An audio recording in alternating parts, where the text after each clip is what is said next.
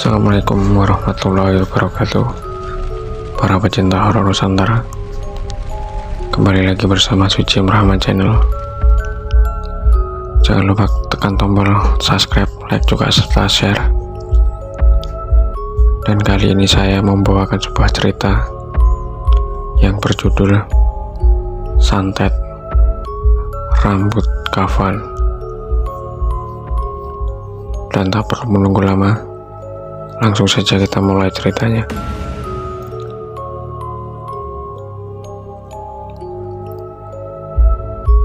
(2021) bulan Maret. Pada waktu itu, sebut saja nama kerabatku ini Maya. Dia tinggal di sebuah kota di Kalimantan. Dia bekerja di kantor kelurahan sebagai PNS. Sedang suaminya seorang pengusaha yang memiliki kedai kopi. Kedainya cukup sukses hingga memiliki 2 cabang.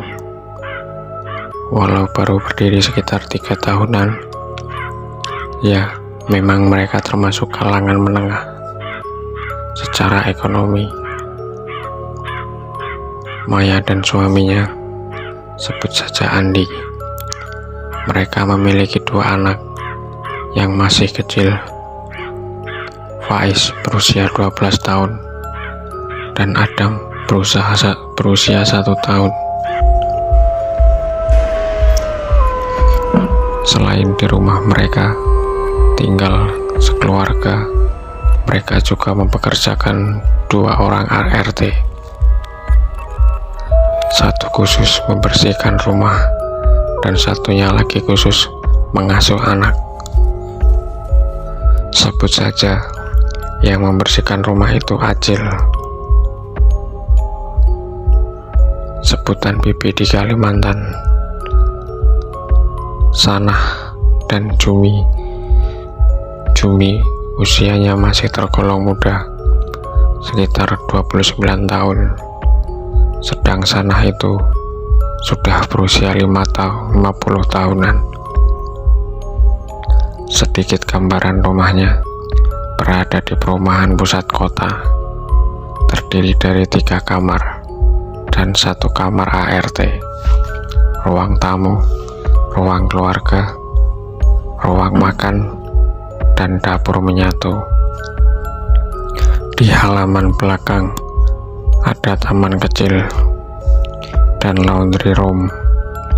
Terdapat juga garasi di sisi kiri rumah. Keluarga mereka cukup bahagia, aman, dan sejahtera. Hingga suatu hari, bisnis Andi ini mengalami penurunan omset yang cukup signifikan.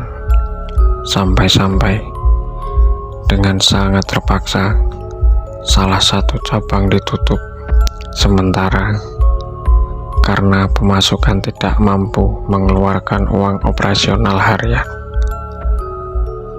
Apalagi persaingan kedai kopi di kotanya sedang meningkat. Ada banyak kedai kopi yang bermunculan dengan konsep yang menarik minat pelanggan. Menurut Maya, sejak saat itu Andi menjadi orang yang temperamen di rumah, seperti sedikit-sedikit gampang marah. Pernah suatu malam saat Andi baru pulang dari kedainya, dia terlihat pusing. Dia pun minta Maya untuk memijat dirinya. Waktu itu Maya mengatakan dia juga terlalu lelah karena seharian bekerja, yang kebetulan ada acara kantor.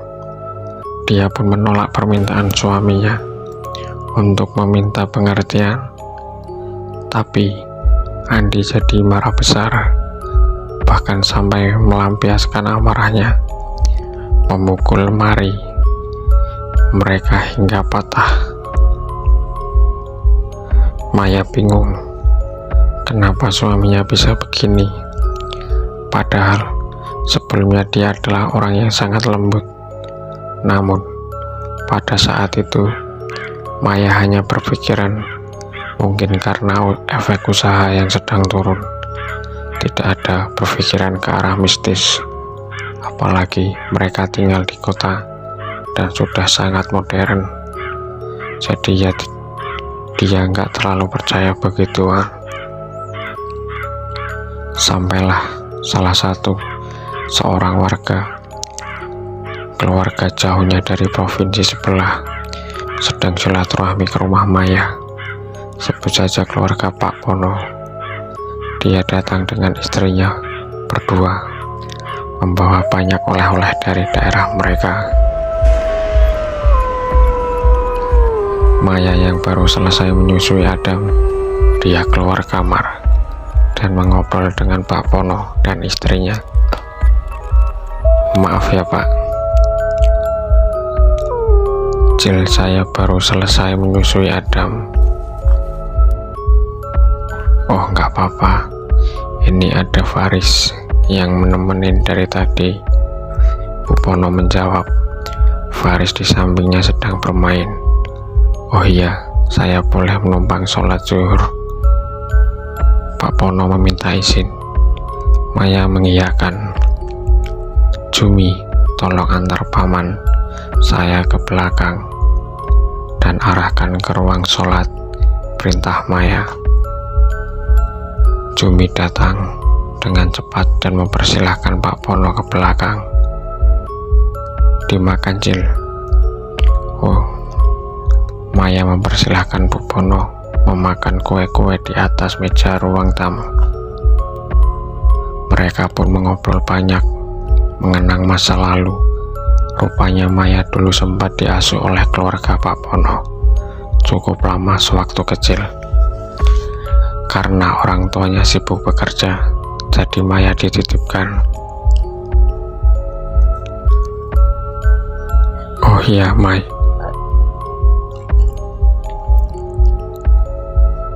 Maaf lu, Cil, lancang. Oh enggak, Cil, silakan ambil sambil dimakan. Bukan ini. Ada yang mau Acil tanyakan. Maya terdiam, menunggu lanjutan kalimat Bu Pono. Kamu baik-baik saja kan dengan suamimu? Tanya Bu Pono, hati-hati. Maya terdiam. Dia menahan air mata. Rasanya teringat kembali suaminya yang sudah beberapa bulan belakangan menjadi pribadi yang sangat kasar. Baik, Cil, alhamdulillah. Bu Pono tidak yakin dengan jawaban Maya. Dia menyentuh tangan Maya. Acil tidak ingin ikut campur masalah rumah tangga orang. Namun Acil khawatir sama kamu. Maksud Acil, rumah kamu ini hawanya beda, seperti kena ampun orang. Hah, santet. Astagfirullah. Maya kaget. Acil bisa melihat ada hawa gelap yang menyelimuti rumah ini. Pak Pono selesai sholat. Dia terlihat bingung melihat Maya dan istrinya dalam suasana canggung. Maya bercerita, saat itu dia tidak percaya dengan perkataan Bu Pono. Dia memang tahu dari dulu Bu Pono memang punya kemampuan seperti indigo. Konon katanya karena garis keturunan leluhur, beliau menjadi peka dengan hal gaib. Namun perlahan tapi pasti, hari demi hari, suasana rumah semakin kacau. Suami yang temperamen, anak yang sakit-sakitan, dan Maya yang selalu bermimpi buruk. Maya bilang dia selalu bermimpi berada di dalam ruangan yang sempit, yang gelap. Walau tidak terlihat dinding, tapi dia merasakan itu sempit. Dia juga kerap saat bangun mengalami ketindihan. Ada kejadian satu malam yang tak akan dilupakan Maya. Sampai sekarang, waktu itu dia dan keluarga sedang makan malam. Andi sedang tidak di rumah. Maya, anak-anak, dan 2 ART-nya sedang menikmati makanan. Tapi tiba-tiba TV di ruang tengah itu menyala. Mereka semua saling pandang. Paling lagi error. Maya menenangkan yang lain. Dia berdiri dan mematikan TV, lalu melanjutkan makan. Tiba-tiba anaknya yang paling kecil, si Adam, itu menangis di kamar. Nampaknya terbangun. Maya menyelesaikan makanannya. Dia mencuci tangan dan berlari ke kamarnya. Adam menangis heboh.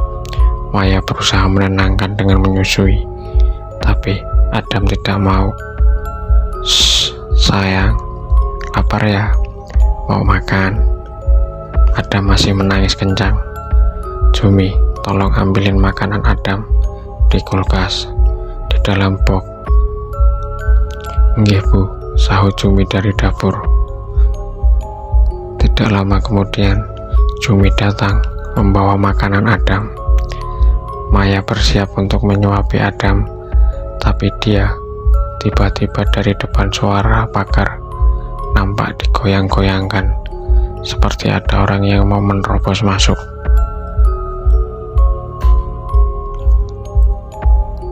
Maya mengintip dari tirai kamarnya.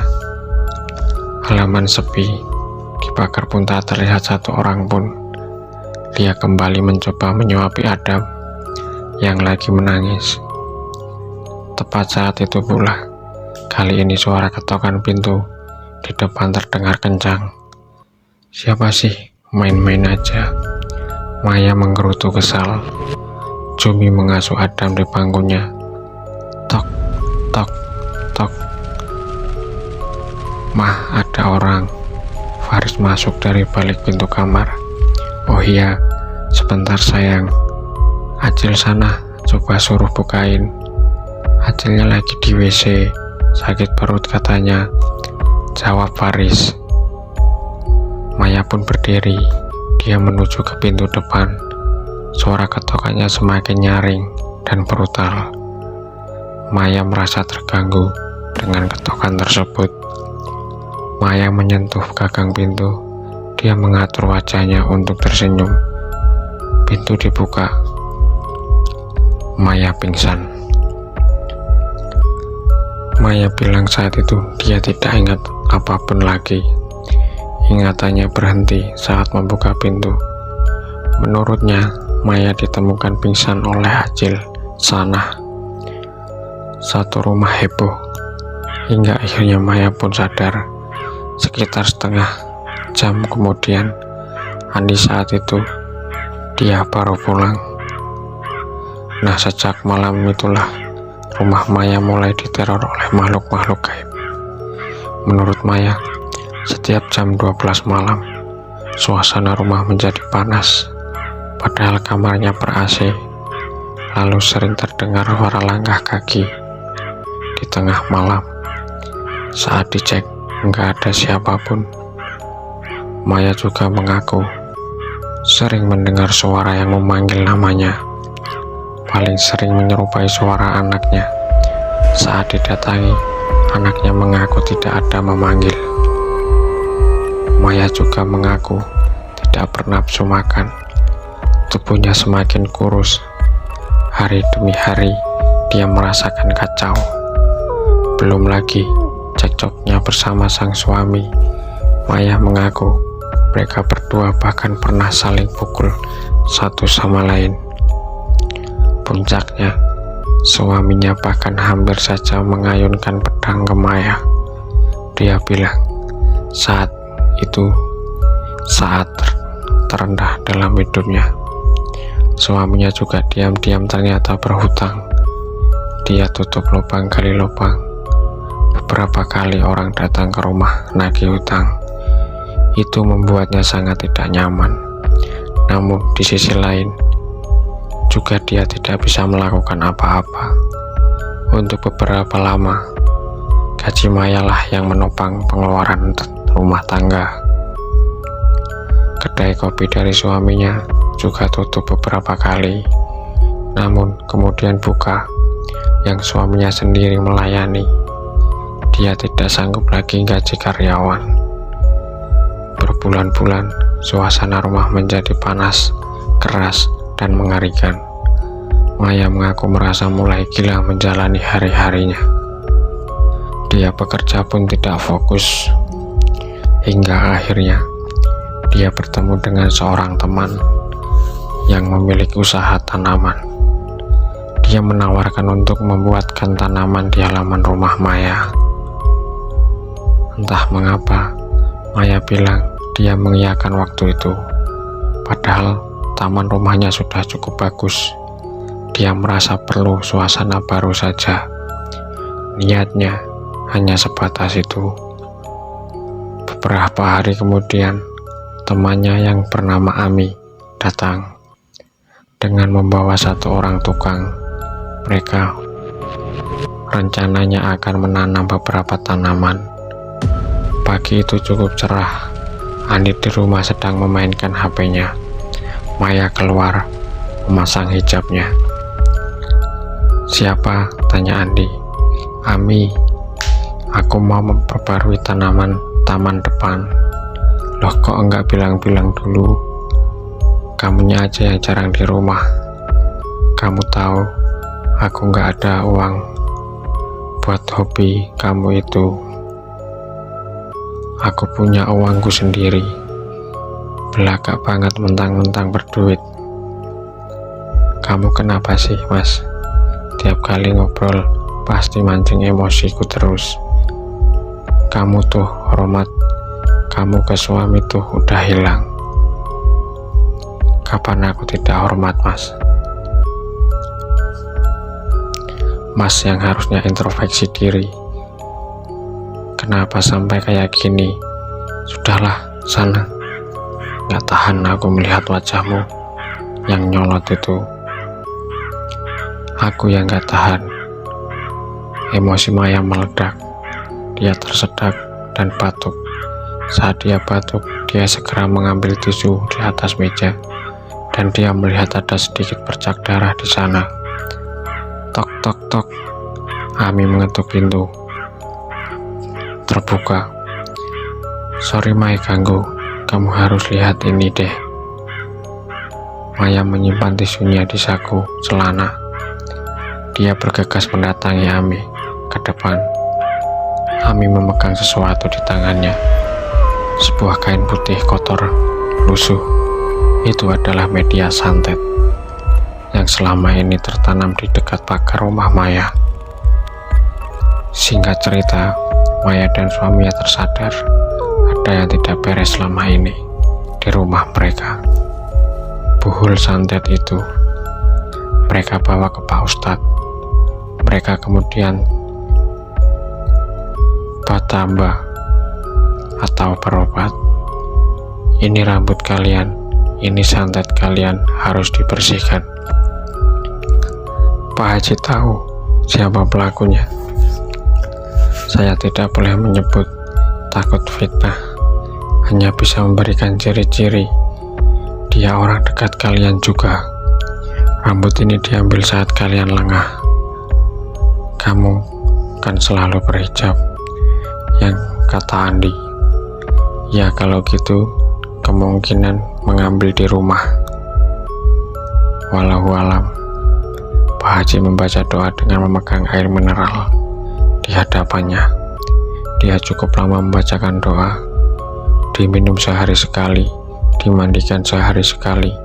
Kalau yang besar ini dituangkan airnya mengelilingi rumah kalian. Jangan sampai ada yang terlewat sejengkal pun. Pesan Pak Haji. "Pak, yang membuat kami berantem ini apakah guna-guna?" Maya penasaran.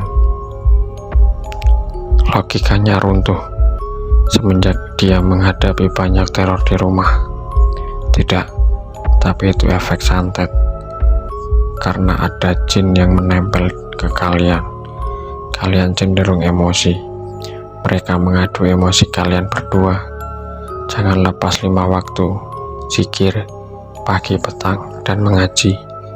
Maya dan Andi saling bertatapan.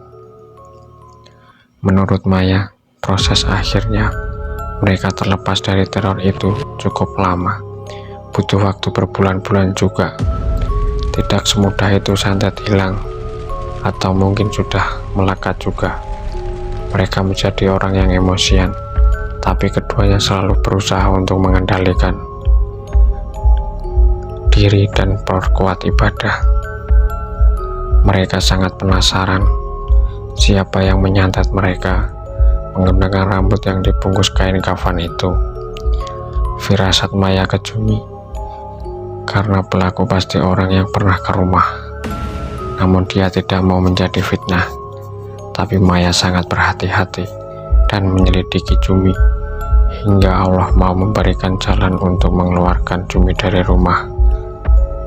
Sore itu, Jumi diminta Maya untuk menarik uang di ATM sebanyak 300.000. Pin ATM dia serahkan ke Jumi.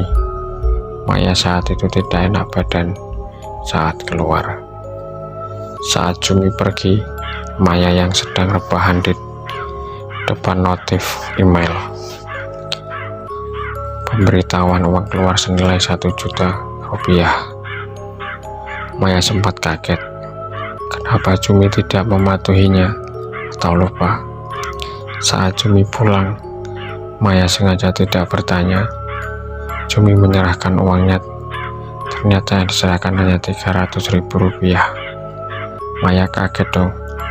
Jumi, kamu nariknya 300. Iya bu, tadi kan ibu minta tarik segitu, jadi ya saya tarik segitu. Jujur kamu. Iya bu. Emosi Maya sebenarnya sudah memuncak, tapi dia menahan diri.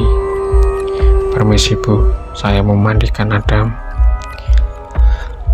Jumi, kamu mulai hari ini nggak usah lagi mandikan Adam.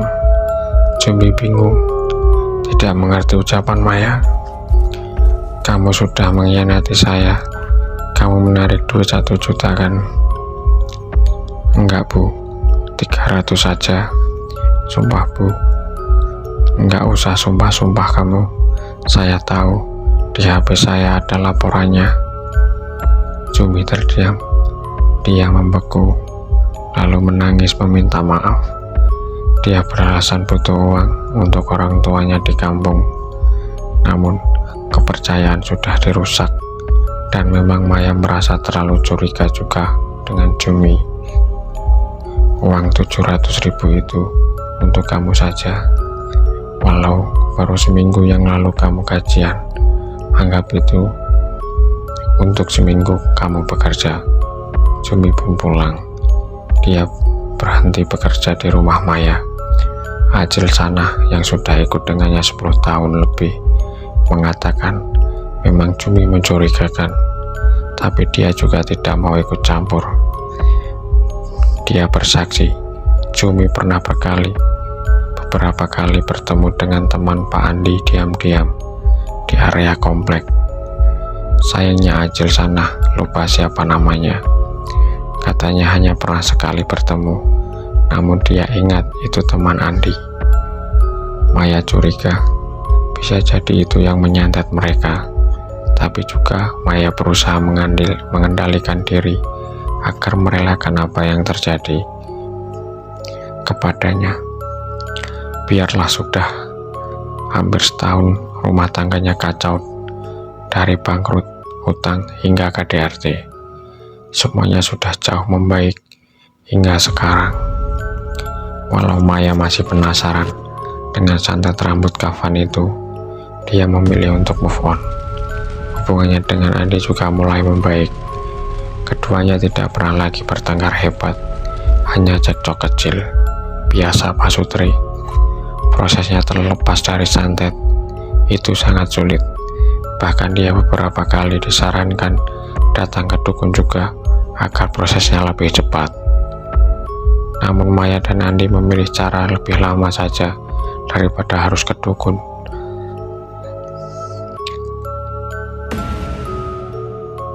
Aku Aku jadi penasaran sih sebenarnya dengan santet rambut kain kafan ini.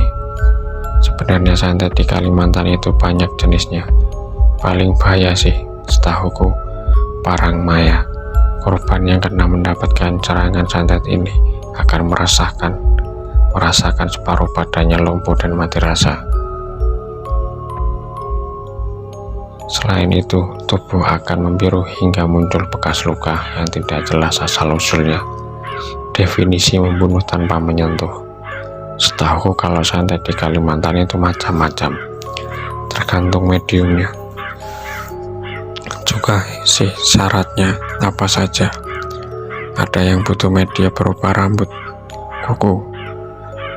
Ada pula yang tak perlu, cukup nama dan pin atau binti. Maya dan Andi merasa walau terkena santet, mereka masih bisa bernafas lega karena santet mereka ini menyerap psikis dan fisik secara perlahan dan tidak sampai fatal. Walau Maya sempat kurus dan sakit-sakitan, tapi tidak langsung membunuh keduanya. Mungkin ilmu santet begini cukup lumrah sih, tidak hanya di praktek ilmu gaib Kalimantan, di daerah lain cukup umum menurutku. Jadi keinget ntar juga bakal. Oke teman-teman, sampai di sini dulu cerita dari santet rambut kain kafan. Jangan lupa tekan tombol subscribe, like, serta share. Oke, terima kasih. Wassalamualaikum warahmatullahi wabarakatuh.